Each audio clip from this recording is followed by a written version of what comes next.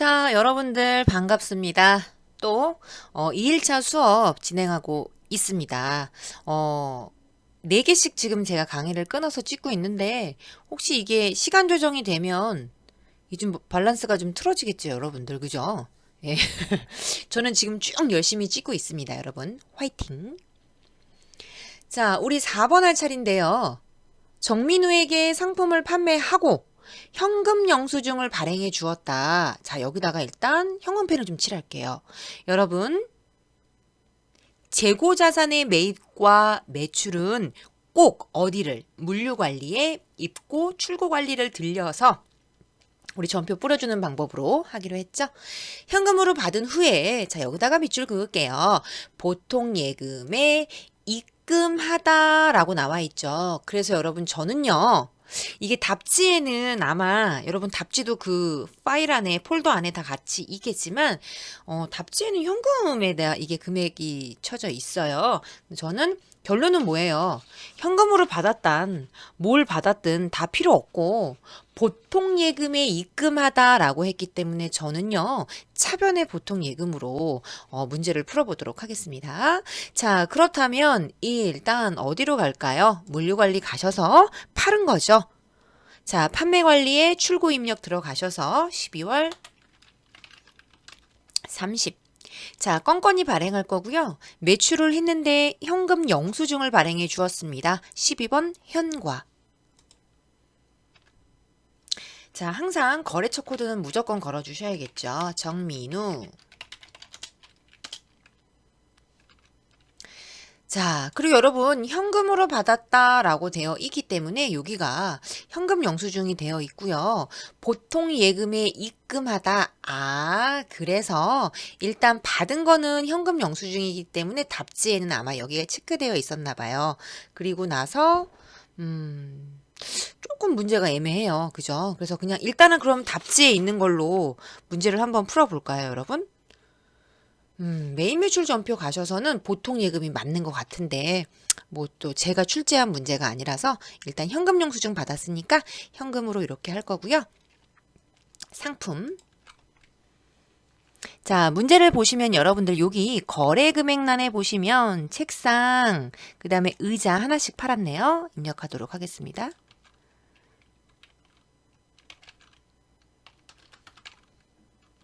자, 두 번째는요. 책상을 팔았으니까 의자도 같이 팔리겠네요. 하나 8만 원. 자, 이렇게 해서 일단 현금 영수증 받았으니까 여기 현금 이렇게 입력이 되어 있습니다. 자, 위에 전표 초과 누르시고 밑에 전송, 확인 사살, 메인 매출 전표 가셔서 12월 30 날짜로 확인할게요. 자, 일단 대굴박, 배떼지 입력 다 확인하셨고 결제 정보 입력했고요. 현금 영수증 받았으니까 현금란에다 입력을 할게요. 자, 그리고 위에 전표 추가, 확인, 전송, 확인. 자, 확인 사살하러 갑니다. 메인 매출 전표 들어오셔서요. 회계에 메인 매출 전표 들어오셔서 12월 30 날짜에 그럼 저는 이렇게 해석을 할게요. 여기가 현금으로 되어 있지만 보통 예금에 입금하다라고 했기 때문에 저는 얘를 혼합으로 두고요. 차변에 보통 예금을 입력을 할래요. 저는요.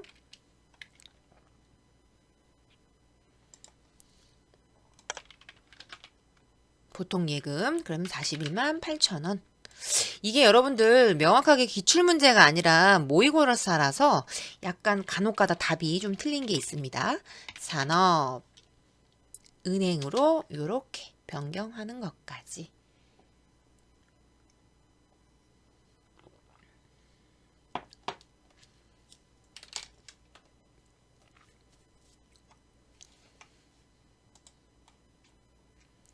자, 문제 3번 가보도록 할게요, 여러분. 문제 3번은요. 일반 전표에 입력해. 자, 그러면 차변은 3번, 대변은 4번 이렇게 입력하시면 되겠죠. 자, 시간 충분히 필기해 드릴 거고요. 여러분, 저랑 한 3일 정도는 분계에 포커스를 맞추지 마시고 입력하는 프로세스에 포커스를 맞추세요. 무슨 말이냐면 분계는 나중에 여러분 요거 프린트만 하고 뭐 도서관이나 카페 뭐 이런 데 가셔서 전산 입력 없이 충분히 하실 수 있으시잖아요. 일단 전산 입력하는데 이걸 맞추셔야 돼요. 그리고 부분 점수가 우리가 알고 있는 FAT처럼 관대하지 않아요. 이건 국가 기술 자격증이라. 그래서 분계가 조금 이해 안 되더라도 일단은 접어 놓으시고 체크 표시해 놨다가 나중에 따로 공부하시면 돼요. 이해되셨죠? 입력에다 포커스를 맞추겠습니다. 전체 메뉴, 일반 전표 입력. 자, 12월 10날이고요. 자, 볼게요. 전월 급여 지급 시 원천 징수한 여기다가 밑줄 그을게요. 문제의 답이 다 있어. 여러분, 급여 지급할 때 직원들한테 소득세 2,440만 원을 뜯은 거야. 그러면 뜯었으니까 대변에 예수금이 있었을 거라고. 그거를 지금 뭐 한 거예요, 여러분? 그렇죠. 납부를 한 거죠. 그래서 누구 없어져? 예수금 2,440만 원 일단 없어주시고요. 자, 여기 과에다가 동글맹이 칠하세요, 여러분. 과. 소득세와 과. 회사 부담 여기다가 밑줄 그을게요. 문제의 답 다 있어. 회사가 50% 부담해 주는 거 있죠? 건강보험료. 그거는 뭘로 떠나요? 네. 복리후생비 처리하시면 돼요. 그래서 복리후생비 800번대.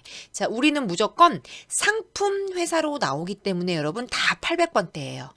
재무회계 파트는. 대신 원가회계 파트는 당연히 500번대겠죠. 그래서 580만 원. 요거 계산하시면 대변에 이제 당좌 예금 어디 은행에서? 우리 은행에서 나갔어 라고 이해하시면 되겠습니다. 그러니까 분계가 조금 이해가 안 가더라도 여러분들 너무 분계에 현혹되셔는 안 돼요. 일단 입력에. 자, 되셨나요? 일반 전표 입력 들어오셔서 차변은 3번. 이건 저랑 했었죠? 그대로 입력하도록 하겠습니다.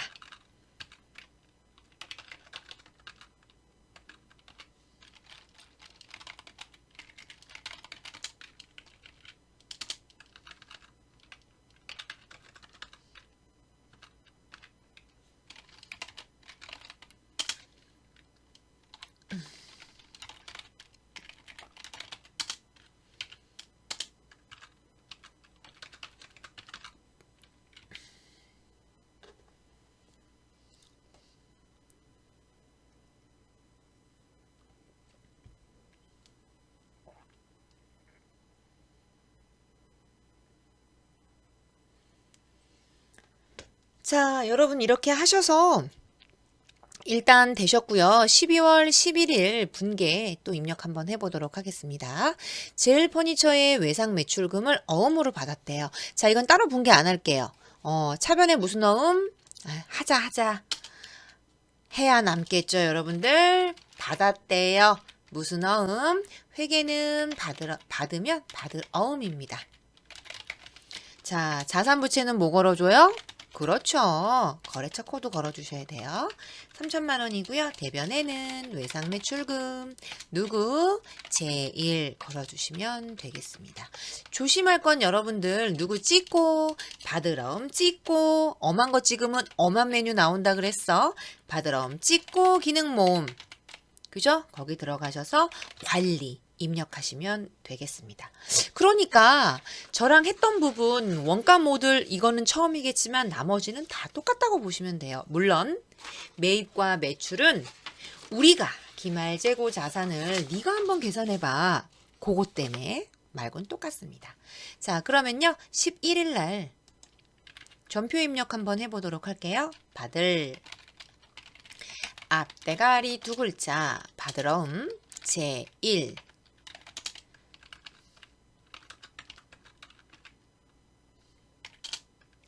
대변의 외상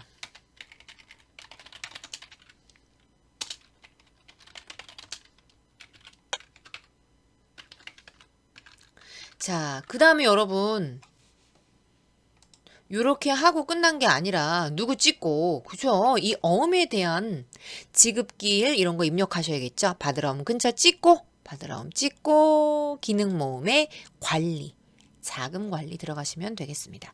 그럼 하단에 요렇게 여러분들 하얀색 화면 봐봐라. 엄한 거 보지 말고. 여러분 이렇게 하얀색으로 된 부분들은 입력이 가능하고요. 이렇게 회색으로 음영 처리되어 있는 부분은 입력이 불가능한 부분입니다. 보이시죠? 그래서 어음 종류 중요해요, 여러분. 어음 종류 클릭하시고 여기 하단에 보시면 메시지라고 되어 있는 거 제가 이제부터 메시지 창이라고 부를게요. 그러면 약속 일반이 있고 약속 상장이 있고 당좌, 가계, 기타, 전자가 있어요. 외우는 거 아니고요, 여러분. 혹시 이 어음이 전자어음 요 부분이 자, 화면 봐주세요. 예. 자, 문제지에 보시면 약속어음은 종이어음이란 뜻이고요. 전자어음은 전자라고 기재되어 있어요. 그래서 지금은 전자 아니니까 그냥 냅두시면 돼요. 약속 일반이 종이어음이구나 라고 이해하시면 되고요. 항상 입력하시다가 모르는 거 있으시면 F2 누르시거나 아니면 메시지 창을 보세요. 근데 메시지 창이 없네요. 그럼 F2를 눌러볼까요? 아무것도 안 뜨죠?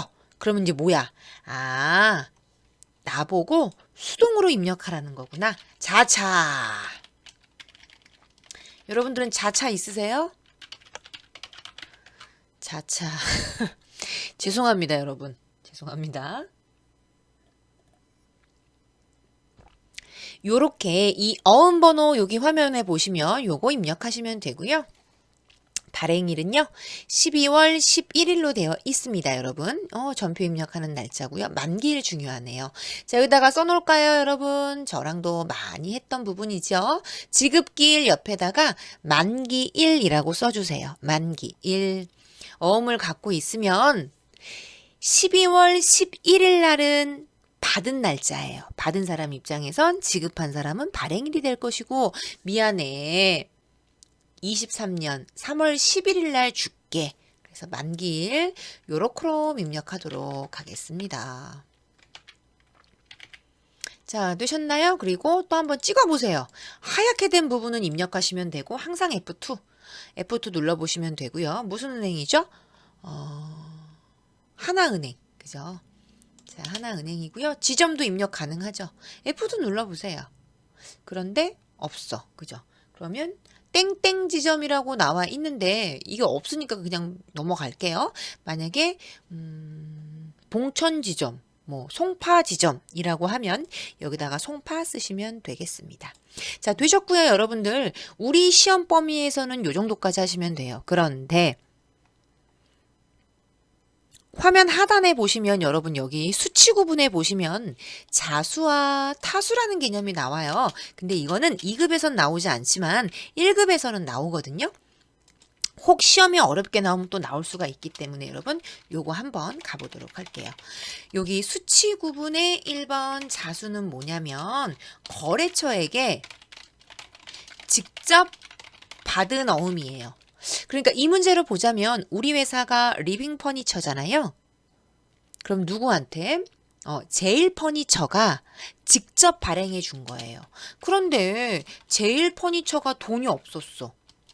그리고 나는 지금 당자 은행에 어음을 발행할 만한 능력도 안 돼. 그러면 제일 퍼니처도 가지고 있던 어음을 뭐 할 수 있어요? 그죠? 우리한테 줌. 요거를 우리는 뽀다구 있는 말로 뭐라고 부르냐면 배서양수라고 표현합니다. 배서양도는 주는 사람 입장에서. 주는 사람 입장에서는 제일 퍼니처 입장에서는 배서양도. 리빙 퍼니처 우리 회사 입장에서는 배서양수. 그러니까 리빙 퍼니처 입장에서는 만약에 타수가 돼버리면 한 달이 걸러서 발행한 어음을 받은 거죠. 요거를 타수라고 표현합니다. 되셨나요, 여러분? 그래서 간혹가다 시험 문제가 어렵게 나오면 이렇게 이 받을 어음이 제일 퍼니처가 아니라 예를 들어서 제일 퍼니처도 어디에서 받아놨던 어음을 그죠? 그럴 때는 이거를 2번으로 바꿔주셔야 돼요. 그때는 뭐가 된다? 타수가 된다. 꼭 기억하시고요. 여러분 한 문제를 디테일하게 완벽하게 공들여서 풀을 거예요. 대신 2022년도 거를 기준으로 해가지고 잘 풀어놓으면 나머지는 이제 분계 공부만 좀 하시면 돼요. 12월 22일이고요. 단기 투자 목적으로 보유하고 있던 주식 전부 1000주를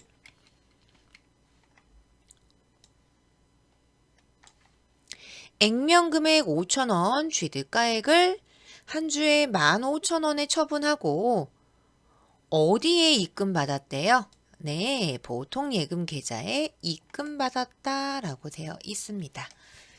꼭 이거를 여러분 늘렸다가 이렇게 하면 꼭 쭈그러든다? 여러분들 제 수업을 어떻게 듣고 계신가요? 우리 전산하면 그지? 화면으로도 봐야 되고 그죠? 힘드시죠? 에휴, 그러게 잘 안 보일 것 같아서 일단 좀 키워 드릴게요. 자, 3번 분계 한번 해보도록 할게요. 자, 얘는 문제의 답이 다 있습니다. 주식을 일단 밑줄 좀 그어 볼게요. 처분했대요. 끝이야 이게. 그런데 모레 단기래. 그러면 우리가 공부했을 때는요. 단기매매증권 이렇게 배웠지만 KIFRS 기준의 이름은 이거 봐. 헷갈리니까 막 발음 버벅거리네. 단기손익, 공정가치 측정 이렇게 막 꽁시렁꽁시렁 나오죠? 네. 그래서 얘가 이름이 너무 기니까 헷갈리잖아요. 그래서 우리는 딴 거는 모르겠고 107번을 외울 거야. 107번이 뭐라고? 단기 매매 증권이라고 우리가 공부했던 거 있죠? 예, 이거를 단기 손익 공정가치 측정 금융 자산이더라. 그렇게 알고 갑시다. 자, 조심하실 건 얘가 액면 금액을 곱하시면 죽박 날아가죠, 여러분들. 이 액면 금액은 발행하는 사람 입장에서만 봐야지 취득하는 사람 입장에서는 취득가액을 보셔야 돼요. 별표 액면 금액은 발행자 입장입니다. 그럼 발행하는 건 뭐가 있어요? 여러분 회계에서 발행하는 건 주식과 사채밖에 없어요.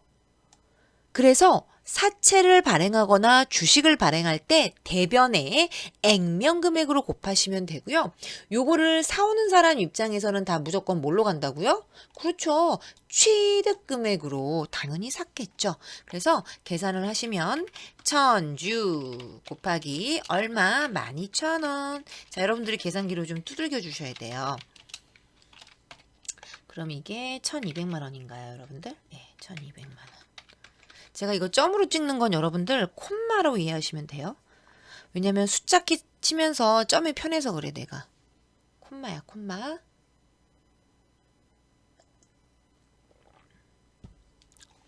자, 얘 없애시고요. 나는 얼마에. 여러분 느낌 오시죠? 12,000원짜리를 지금 15,000원에 판 거잖아요. 그럼 분명히 얼마 이익이야. 300만 원 이익이지 않을까요? 사변에 무슨 예금? 보통 예금. 자, 자산부채 뭐 걸어주세요? 거래처 코드 걸어주세요. 그래서 요거는 1,500만 원. 잘릴까봐 지금 열심히 잘 쓰고 있습니다. 자, 그 다음에 나머지가 라스트입니다. 여러분 제 수업 들으시면 아시겠지만 항상 부족한 부분이 라스트예요. 마지막에 대차 평균의 원리에 의해서 차변이 부족하고요. 나는 12,000원짜리 주고 15,000원 받았어요. 15,000원 물론 곱하기 1000주 해야겠지만 그래서 저는요 300만 원 이익 봤어요. 그럼 걔는 계정 과목이 원래는 우리 뭐였었죠? 단기 매매 증권을 처분했는데 이익 이렇게 배우셨잖아요. 그죠? 근데 요거는 국제회계 기준의 용어가 아니래. 그래서 얘를 그죠? 큰일이네. 자, 요렇게 이제 익숙해질 거예요, 여러분들. 그럼 우리는 이거를 단기 매매 증권 처분 이익이구나 라고 이해하시면 되겠습니다. 자, 되셨나요, 여러분? 그러면 결론은 뭐야? 어차피 분계잖아. 제가 여러분들한테 해드리는 건 뭔가요? 전산에 운용사는 어떻게 프로세스가 이루어져 있고 FAT는 어떻게 보고 전산세무는 어떻게 보는지에 대해서 프로그램을 사용하는 기능에 대해서 약간씩 다르니까 그런 걸 보여드리는 거고요. 어차피 여러분들의 몫은 무엇입니까? 그렇죠. 분계 공부는 정말 여러분들이 해 주셔야 돼요. 제가 이렇게 분계를 했을 때, 아, 나 이거 알아. 그러면 되는 겁니다. 자, 일단 시간이 좀 어정쩡해서 분계를 먼저 다 해놓고 끊고 전표 입력을 싹 다 하도록 하겠습니다. 자, 저는요, 4번 분계에다가 별표를 칠하도록 하겠습니다. 별표.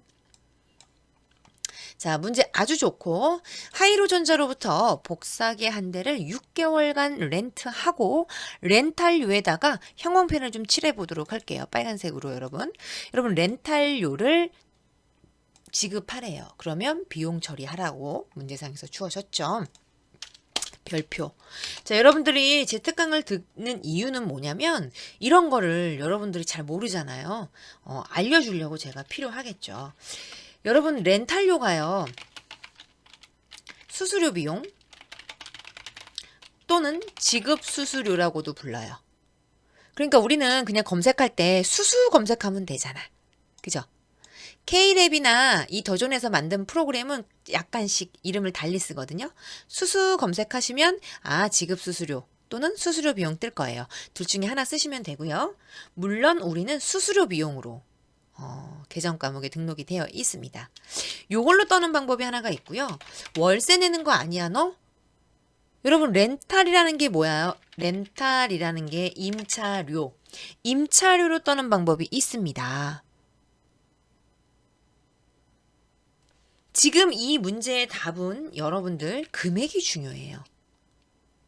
지금 렌탈료가 한 대를 40만 원, 월 40만 원이라고 일단 나와 있지요. 그래서 일단 정답은요. 수수료 비용 처리했습니다.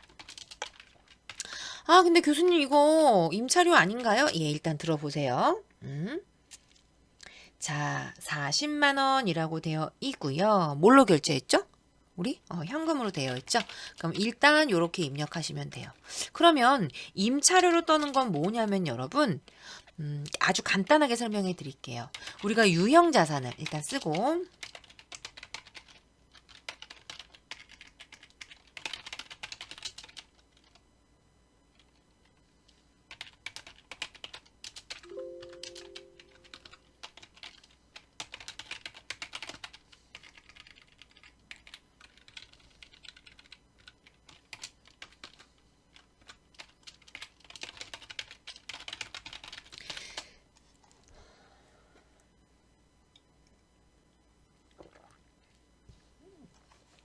자, 여러분들 여기서 핵심은 뭐냐면 이거예요. 너 유형자산을 임차받았어? 유형자산. 여러분 유형자산에 대한 개념이 지금 비품 얘기할 건데요. 여러분들이 쓰고 있는 노트북이 비품인가요? 소모품인가요? 교수님 그거 매년 쓰지 않나요? 여러분 핸드폰은요? 비품인가요? 소모품인가요? 저는 소모품이라고 간주할 수 있어요. 일단 100만 원을 안 넘거든요, 제 거는. 자, 이게 무슨 말이냐면 여러분 법인세법에서도 이 유형자산이냐 소모품이냐를 구분하는 그 기준을 뭘로 정해놨냐면 중요성의 원칙이라는 걸 빼고 너 100만 원 초과하는 자산이야? 그러면 일단 비품으로 떨어. 물론 100만 원을 초과했지만 우리 회사 입장에서 중요하지 않아. 그럼 비용 처리하시면 돼요. 예를 들어 볼게요. 여러분들 삼성전자 입장에서 자, 얘는 이제 꼭 기억하셔야 돼요, 여러분. 삼성전자 입장에서 150만 원짜리 에어컨 이게 중요해?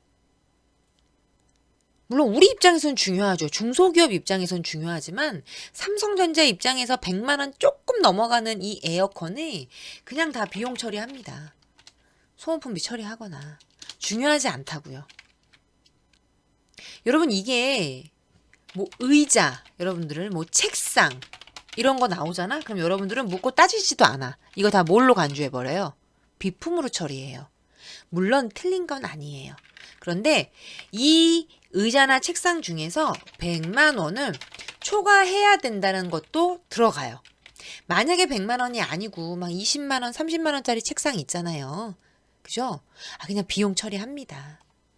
왜 그러냐면 여러분 의자나 책상을 비품으로 간주해버리면 그 100만 원짜리 초과한 자산에 대해서 매년 감가상각이라는 걸 통해서 찔끔찔끔 비용 처리하셔야 돼요. 그래서 결론 말씀드릴게요, 여러분. 제가 얘기해봤자 여러분들 머리 아프시니까 결론. 자산으로 처리해. 그러면 비품 처리하시면 돼요. 자산으로 처리해 라고 문제상에서 주어시면. 근데 언급이 없어. 언급이 없어? 그럼 무조건 금액을 보시는 거야.